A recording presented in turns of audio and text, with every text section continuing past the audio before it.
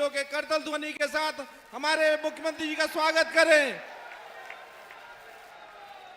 योगी जी,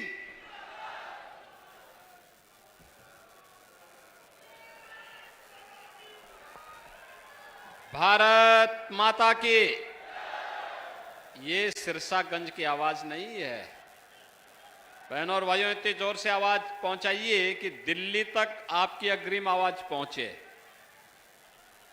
और इधर लखनऊ तक पहुंचे। दोनों हाथ उठा करके बोलेंगे, भारत माता की, भारत माता की, भारत माता की। जय श्री राम, जय श्री राम। सिरसागंज वाले महाकालेश्वर बाबा की, महाकालेश्वर बाबा की।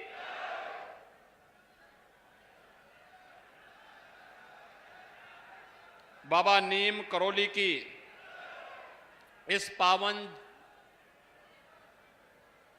स्थली को कोटि कोटि नमन करते हुए सिरसागंज और फिरोजाबाद से जुड़े हुए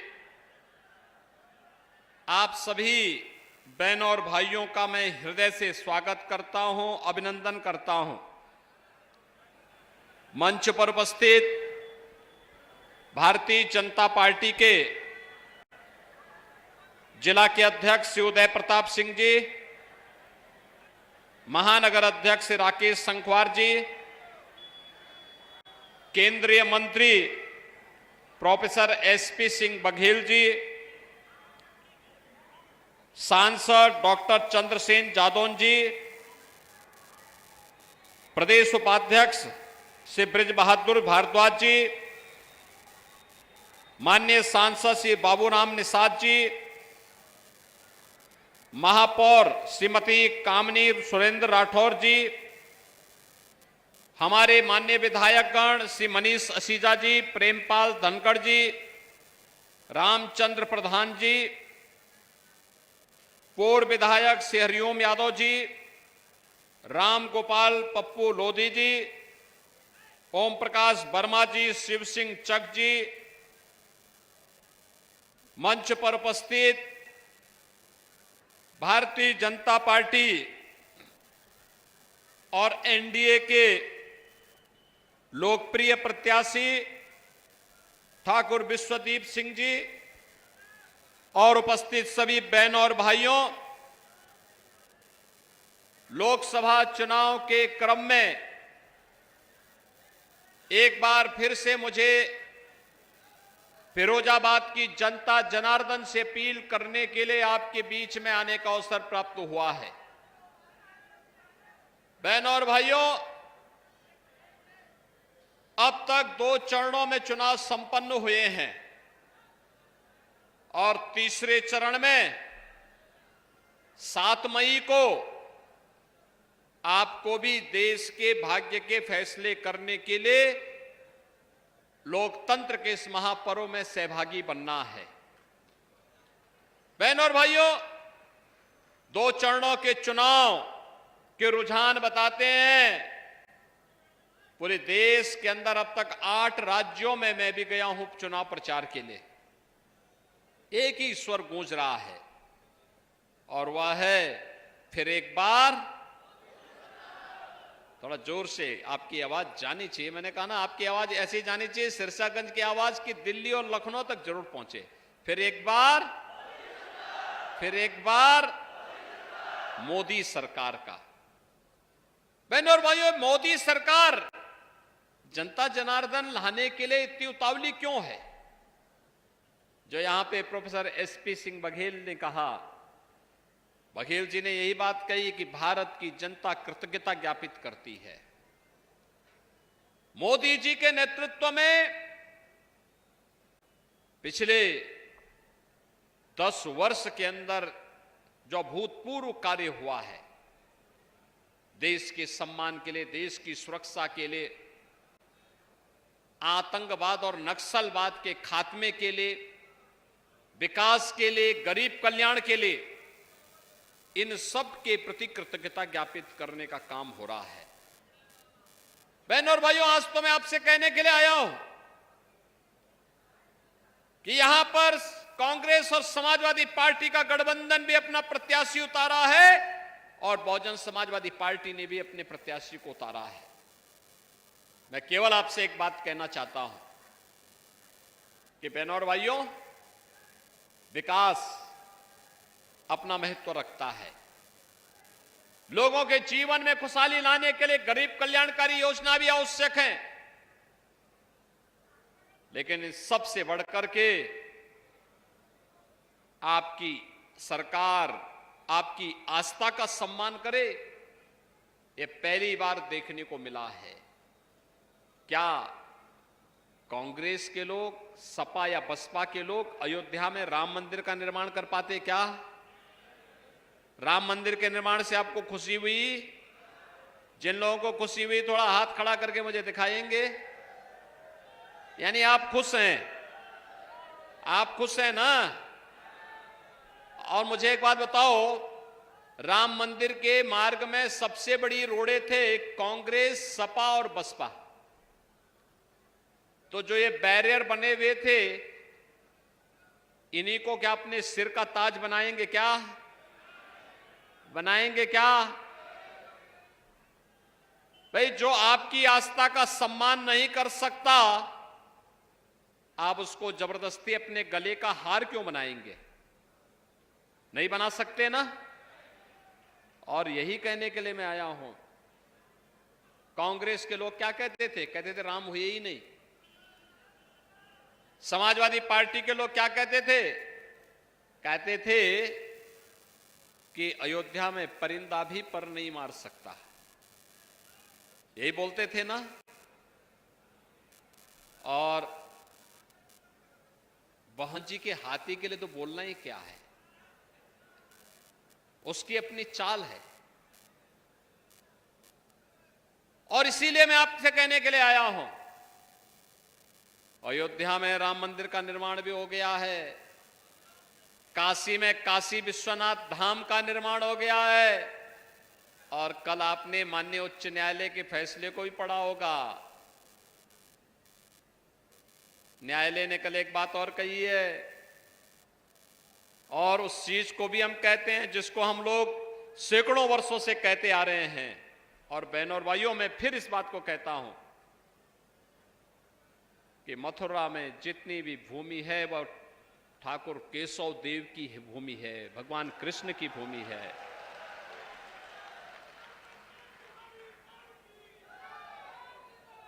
बहनों और भाइयों,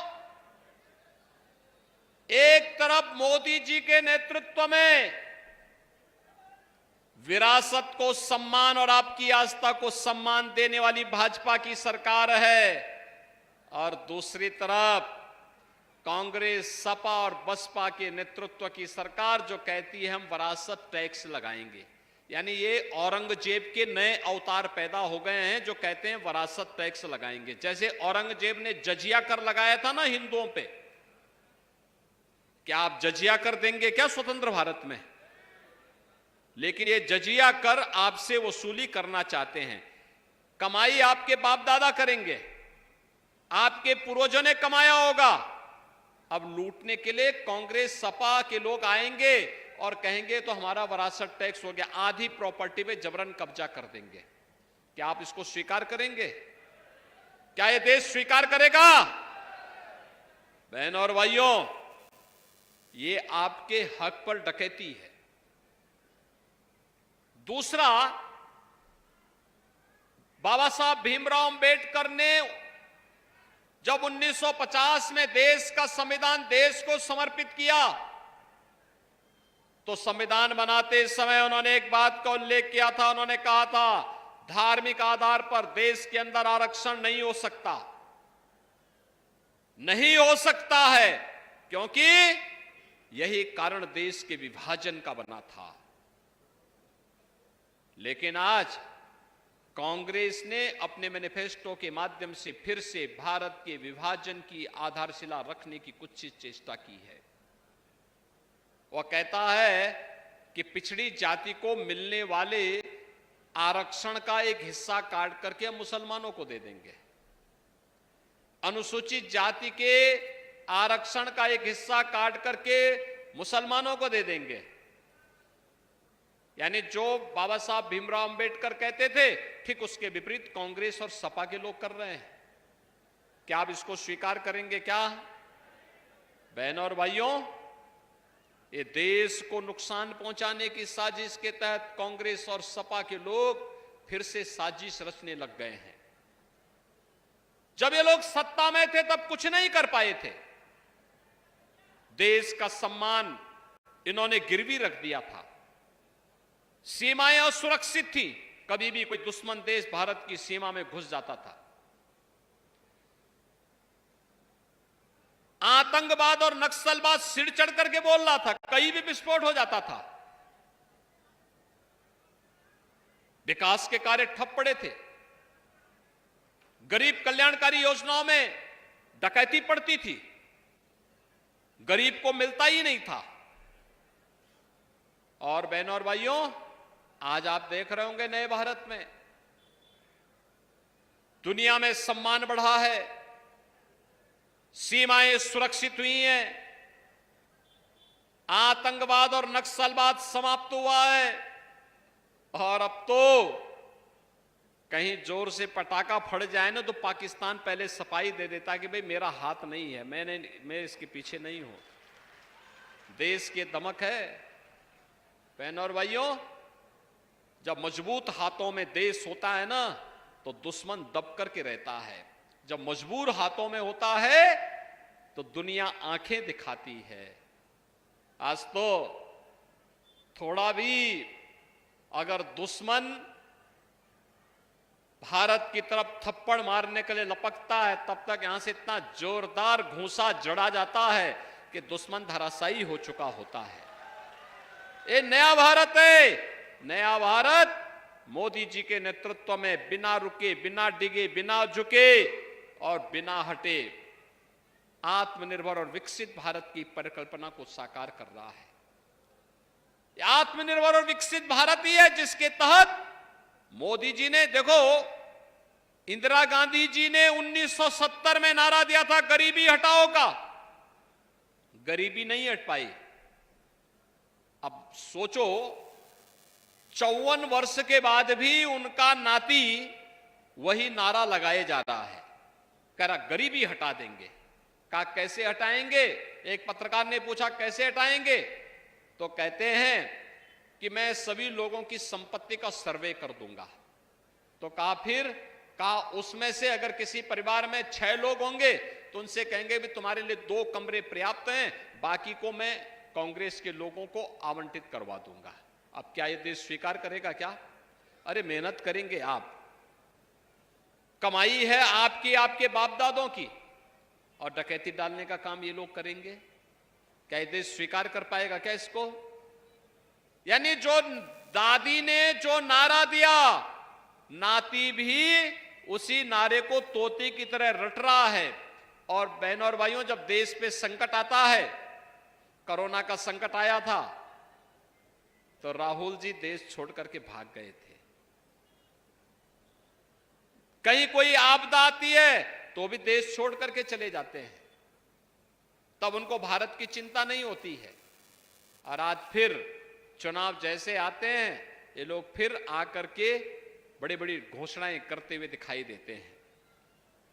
बहनों और भाइयों, ये नए भारत में पहली बार हो रहा है 80 करोड़ लोग फ्री में राशन की सुविधा का लाभ प्राप्त कर रहे हैं।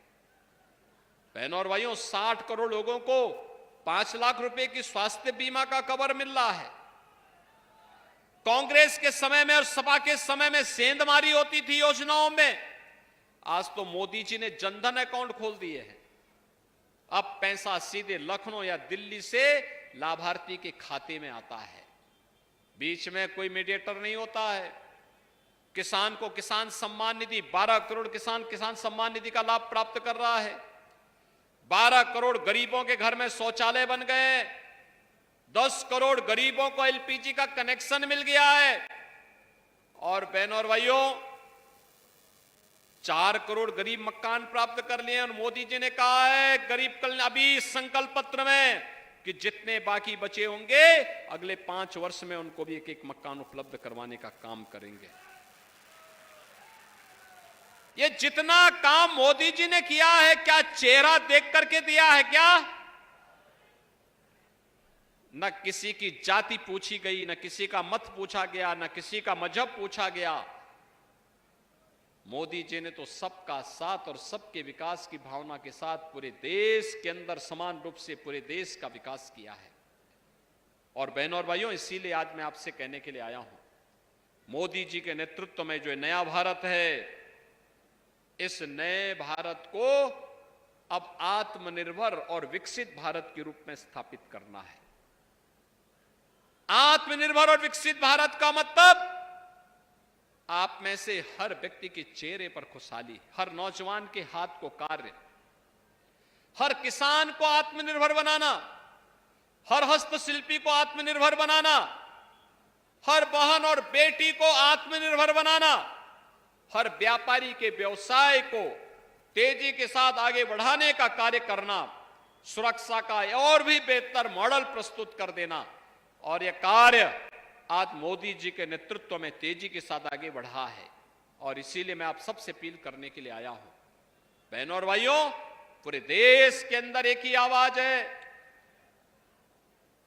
और आवाज आप भी समझ रहे होंगे। मैं आपसे केवल पूछना चाहता हूं, जो सुरक्षा का ये वातावरण है, क्या ये कांग्रेस सपा बसपा के लोग दे पाते क्या? दे पाते क्या? आज जो एक गरीब कल्याणकारी योजनाओं का लाभ मिल रहा है, क्या ये कांग्रेस सपा बसपा के लोग दे पाते क्या? अयोध्या में रामलला का भव्य मंदिर बना है, क्या ये कांग्रेस सपा बसपा के लोग बना पाते क्या? नहीं बना पाते ना। और इसीलिए पूरे देश के अंदर आवाज आई है कि जो राम को लाए हैं हम उनको लाएंगे। क्या फिरोजाबाद भी सहमत है क्या? फिरोजाबाद और सिरसागंज भी सहमत है क्या? जोर से दो हाथ उठा करके मुझे बताओ ना, पूरे यहां से आवाज जानी चाहिए। डर के मारे क्यों? अरे देखो, यहां तो आप देख रहे होंगे, अयोध्या में रामलला विराजमान भी हो गए, और बड़े बड़े माफिया और अपराधियों का राम नाम सत्य है की यात्रा पे भी भेज दिया गया। चले गए ना? चले गए ना? अब मुझे बताओ, इस सपा बसपा के लोग क्या बात करते हैं? इनसे पूछना चाहिए, पहले इनसे पूछना चाहिए क्या होता था सपा की सरकार के समय, क्या होता था बसपा की सरकार के समय। ये वही लोग हैं जब राजू पाल की हत्या हुई थी। बहनों और भाइयों, क्या राजू पाल किसी पिछड़ी जाति के परिवार का नहीं था क्या? और क्या उसको न्याय, उसके परिवार के लोगों को न्याय नहीं मिलना चाहिए था क्या? कहां थे सपा बसपा के लोग तब? और मैं इसीलिए आपसे पूछने के लिए आया हूं कि बहनों और भाइयों, कांग्रेस हो या सपा बसपा, ये सुरक्षा भी नहीं दे सकते, सुशासन भी नहीं दे सकते, आपका सम्मान की रक्षा भी नहीं कर सकते, विकास भी नहीं करा सकते, गरीब कल्याणकारी योजनाओं को भी आगे नहीं बढ़ा सकते। तो फिर इस बोझे को ढोने से फायदा ही क्या है? ये तो देश पे एक बोझा है। आने वाली पीढ़ी कोसेगी। कांग्रेस का घोषणा पत्र क्या कहता है? कहता है अल्पसंख्यकों को उनकी रुचि के अनुसार खान पान की स्वतंत्रता देंगे। बहनों और भाइयों, मैं पूछना चाहता हूं, ऐसा कौन सा भोजन है जो बहुसंख्यक समाज को नापसंद है लेकिन अल्पसंख्यक समाज को पसंद है? कौन सा भोजन है? केवल और केवल है बहुसंख्यक समाज भारत का कहता है हम गौ मांस नहीं खाते, गौ हत्या को वह कतई स्वीकार नहीं कर सकता। लेकिन कुछ लोग हैं जो गौ हत्या को जानबूझ करके चिढ़ाने के लिए प्रश्रय देते हैं। क्या कांग्रेस को, सपा को इसलिए समर्थन देंगे क्या? क्या गौ हत्या को आप आगे बढ़ाने का काम करेंगे क्या? क्या ये पाप करेंगे क्या? अरे आने वाली पीढ़ियां कोसेंगी, दूसरे लोक में जो हमारे पूर्वज होंगे वो कोसेंगे कि क्या इनके पाप में कौन सी ऐसी मजबूरी थी कि हम भी पाप के भागीदार बन रहे हैं। इसलिए बहनों और भाइयों, इंडी गठबंधन को मिलने वाला वोट पाप में भागीदार बनने जैसा है। और इसीलिए मैं आपको यहां पे सावधान करने के लिए आया हूं। भारतीय जनता पार्टी पूरे देश के अंदर चुनाव लड़ रही है और भारतीय जनता पार्टी आपको आत्मनिर्भर और विकसित भारत के साथ जोड़ने के लिए आई है। आप भी आत्मनिर्भर और विकसित भारत बनाना चाहते हैं, सभी लोग सहमत हैं। हमारा देश विकसित भारत होना चाहिए ना, हमारा सुरक्षित देश होना चाहिए ना। तो इसके लिए मोदी जी को तीसरा कार्यकाल देना होगा और मोदी जी को तीसरा कार्यकाल देने के लिए ठाकुर विश्वदीप सिंह को फिरोजाबाद की सीट पर चुनाव जिता करके भेजना होगा। सहमत हैं? सहमत हैं? जिता करके भेजेंगे। सिरसागंज जिताएगा, जिताएगा, घर घर जाएंगे। 7 मई को चुनाव है और 4 जून को परिणाम आना है। बहनों और भाइयों, घर घर जाकर के मोदी जी का प्रतिनिधि बनकर के, योगी जी का भी प्रतिनिधि बनकर के, ठाकुर विश्वदीप सिंह जी स्वयं बनकर के कमल छाप पर वोट लोगों को गिराने के लिए बोलेंगे ना? बोलेंगे? पक्की गारंटी? पक्की गारंटी है? तो मैं आप पर विश्वास करते हुए भाजपा के प्रत्याशी को फिरोजाबाद की जनता को समर्पित करते हुए आपको आश्वस्त करता हूं, आपकी सुरक्षा, आपका विकास और गरीब कल्याणकारी योजनाओं को वैसे ही हम एक नई और ऊंचाई पर पहुंचाएंगे जैसे फिरोजाबाद के ग्लास के उद्योग को हमने वैश्विक मान्यता दिलवाने में सफलता प्राप्त की है। बहनों और भाइयों, आज फिरोजाबाद ग्लास के इस कार्य के माध्यम से दुनिया के अंदर जाना जा रहा है और इसीलिए मैं आपके पास आया हूं आपसे कहने के लिए 7 मई को कमल चुनाव चिन्ह पर ठाकुर विश्वदीप सिंह जी को भारी बहुमत से विजयी बनाने की अपील करते हुए अपनी वाणी को देता हूं विराम। मेरे साथ बोलेंगे भारत माता की, भारत माता की, भारत माता की जय श्री राम, जय जय श्री राम।